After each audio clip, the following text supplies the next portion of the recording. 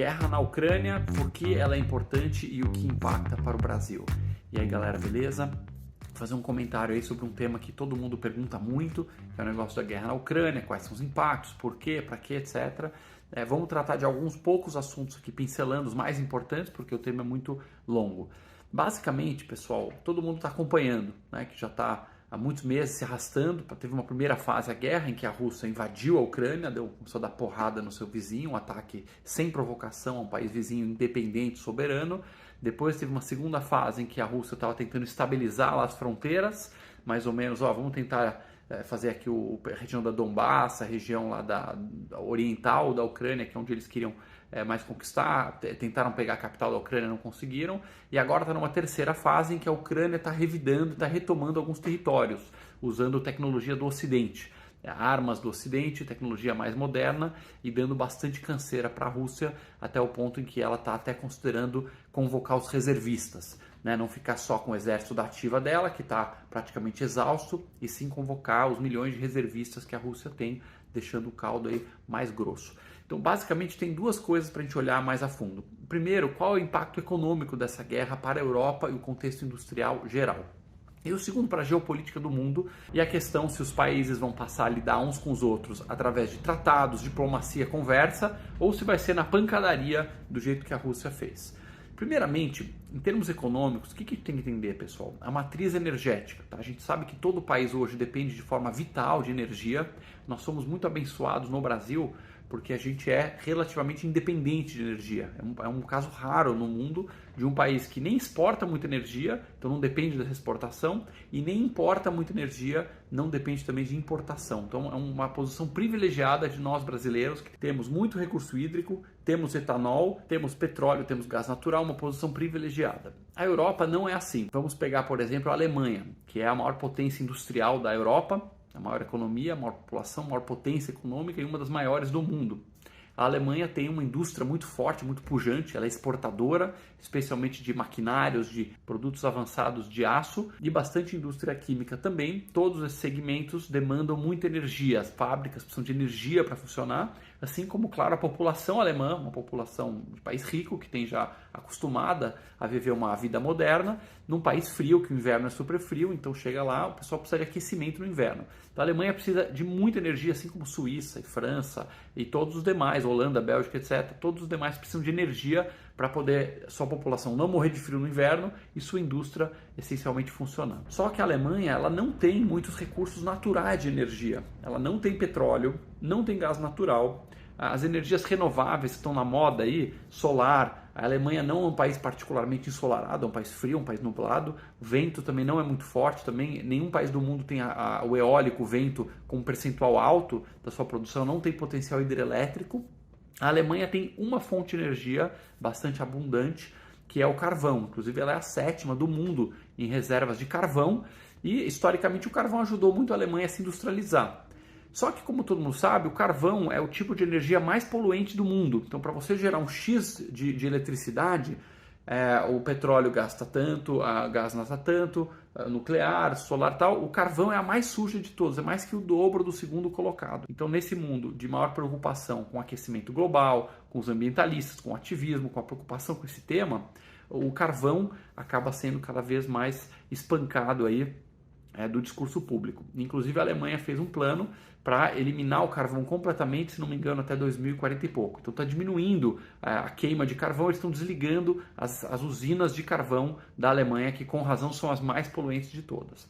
E aí vinha a Alemanha durante décadas com carvão como área ainda importante, mas diminuindo, o gás natural pequena, mas crescendo, energias renováveis, extremamente difícil, porque não é um país apropriado para isso, um percentual pequeno, eles botando muita grana, queimando muito dinheiro do pagador de impostos, mas aos poucos crescendo aí a parte de energia renovável, que é basicamente sol e vento, e, claro, a nuclear. Nuclear era uma fonte importante, se não me engano, 1/3, estou falando números aproximados, tá, pessoal? Aproximadamente 1/3 da energia alemã vem do nuclear, que é uma energia limpa, não solta gás carbônico, não tem emissão de CO2, bastante segura se considerar em termos históricos, mas que tem um certo pavor do público, tipo, nuclear, vai explodir, é Chernobyl e a bomba atômica e tal. Então tem bastante ranço do público sobre essa questão do nuclear.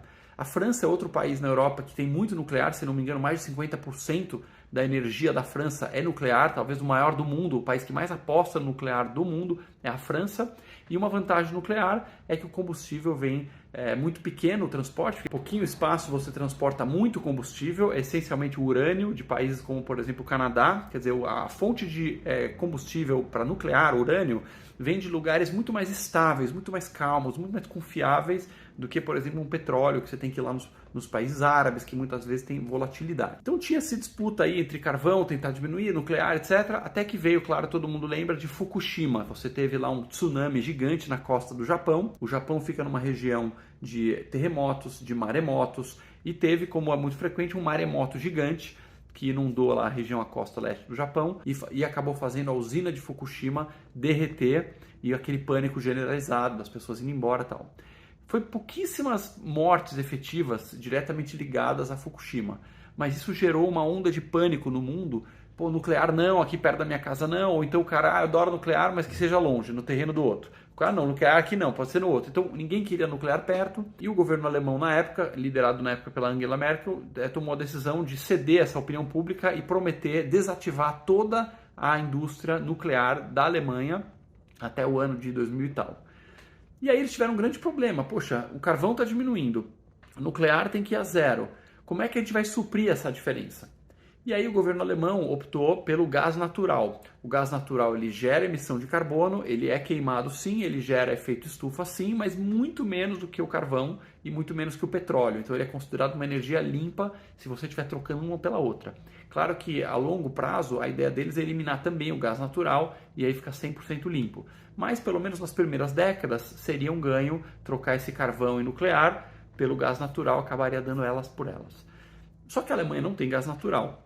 Então, se ela for olhar para o Ocidente, vai ter lá, a Inglaterra tem alguns poços no Mar do Norte, a Noruega, a Holanda tem postos importantes, mas o pessoal começou a explorar, estava gerando até uma movimentação de terra, porque esse gás, essa pressão toda estava causando tipo um mini terremoto nas cidades, então prometeram parar. Enfim, não tinha boas opções dentro da Europa.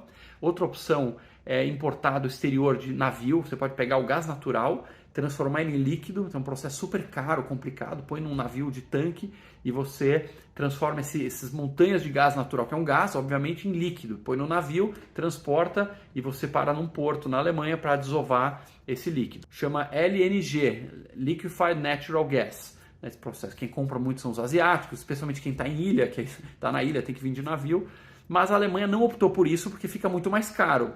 E por que fica mais caro, pessoal? A gente tem que entender. Se a Alemanha olhar para leste, olhar lá no mapinha, para a direita, ela vai ver quem?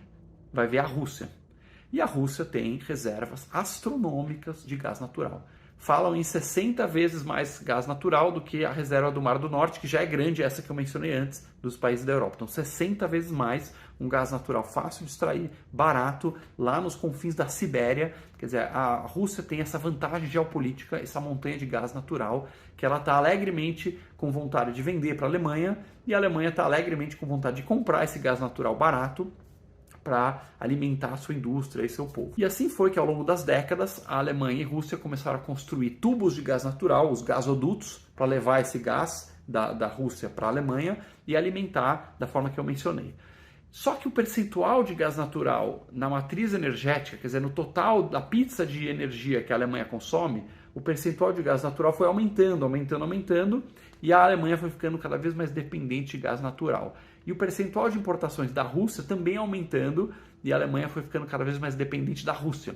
Tanto é que teve umas reuniões aí, na época o Donald Trump, o presidente dos Estados Unidos, ele descia a lenha, descia um cascudo nos líderes da Europa, diversos países ele criticava, especialmente a Alemanha, falando basicamente o seguinte: cara, vocês estão malucos, vocês estão entregando a segurança nacional de vocês para a Rússia, que é um país que não é confiável, que é um país ditatorial, governado por um cara que é um autoritário, que é o Vladimir Putin. Então o Trump sempre puxava a orelha aí dos líderes europeus que respondiam meio com somebody love. Não, veja bem, a questão da geopolítica, da cobertura, então ninguém dava uma boa resposta para ele, que ele falava o seguinte: cara, energia é estratégico, vocês estão abrindo mão de fontes seguras de energia, por exemplo, a nuclear, para ficar totalmente na mão dos russos, que vocês estão mandando bilhões de dólares para os russos, coisa boa, eles não vão fazer com esse dinheiro, e nós americanos que estamos aqui na Europa com bases militares, inclusive para proteger vocês, damos pé da vida, porque eu estou aqui com o exército gastando dinheiro para meus soldados ficar defendendo vocês da Rússia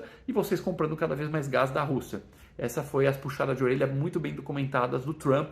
Enquanto isso, todo mundo falando, esse cara é um fascista, esse cara ele é radical, esse cara é um extremista, né? E o Trump cantando a bola o tempo inteiro do que ia acontecer. Pois bem, como todo mundo sabe, uma hora a Rússia decidiu invadir a Ucrânia e aí atacou sem provocação e invadiu um país vizinho, soberano, que pertence às Nações Unidas e que tem a sua independência. E aí a Europa teve um dilema. Será que a gente passa pano para a Rússia e fala, não, veja bem, tudo bem e tal. E aí você abre as portas para outros invasores, e muita gente naquele papinho, até no Brasil eu vejo isso, não, mas vamos ver bem, talvez a Ucrânia é parte da Rússia, porque historicamente o rei tal que estava lá, casou com a rainha tal, e aí a Rússia fez parte um tempo. Então começa uma discussão histórica, se a Ucrânia pertence à Rússia ou não. Primeiramente, a Ucrânia não pertence à Rússia, ela tem uma história distinta, longa, e o segundo motivo, independentemente do primeiro, não interessa. Qualquer país do mundo, se você for cavocar os livros de história, pode ser que tenha uma fronteira aqui ou ali, que era de um lado, foi para o outro e tal. Isso não dá o direito para nenhum país usar a força. Invadir um país vizinho que tem eleições, tem presidente, e desmembrar esse país só porque acha que historicamente tal pedaço deveria ser dele. Isso não existe. Então, o dilema que ficou na Europa é, vamos fingir que a gente não viu nada, deixa a Rússia invadir a Ucrânia e depois ela talvez vai se animar a invadir talvez a Lituânia, talvez a Letônia, talvez a Estônia, talvez ela vai invadir a Bielorrússia. Onde vai parar isso aí? Né? Agora vai ser a lei do mais forte, os países fortes simplesmente invadem, destroem os mais fracos, como aconteceu na época dos anos 30, lá pré-Segunda Guerra Mundial. Foi o que levou, inclusive, à Segunda Guerra Mundial. Será que a gente faz isso ou será que a gente faz um fronte unificado e duro contra a Rússia, que foi o que eles fizeram, mandaram armas para a Ucrânia, fizeram embargo contra a Rússia, limitaram a importação de gás natural, só que, claro, dando um tiro no próprio pé. A Alemanha continua comprando aos pouquinhos gás natural, porque ela não consegue ficar sem nada, mas ela está numa severa crise energética.